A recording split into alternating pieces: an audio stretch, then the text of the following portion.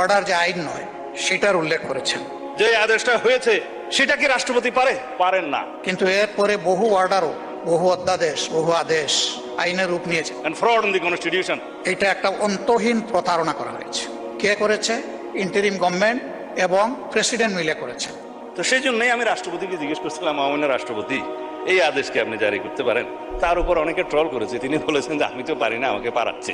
তো এইটা তো নভেম্বরের 13 তারিখ হয়েছে, আর ভোট হয়েছে 26 সালের 12 ফেব্রুয়ারি। দীর্ঘ সময় মাঝখানে ছিল। আমরা প্রথমে দাবি করেছিলাম গণভোটটি আগে হোক এবং সংসদ নির্বাচন পরে হোক। কেউ কেউ নির্বাচন তখন চায় নাই, কিন্তু নির্বাচন আদায় করে নিতে হয়েছে।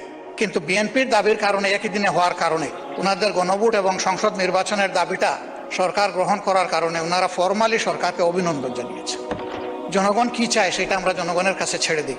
প্রস্তাব তো আমিই করেছিলাম বিএনপির পক্ষে। সার্বভৌম জনগণের কাছে যাই, তারা এই জুলাই সনদের পক্ষে আছে।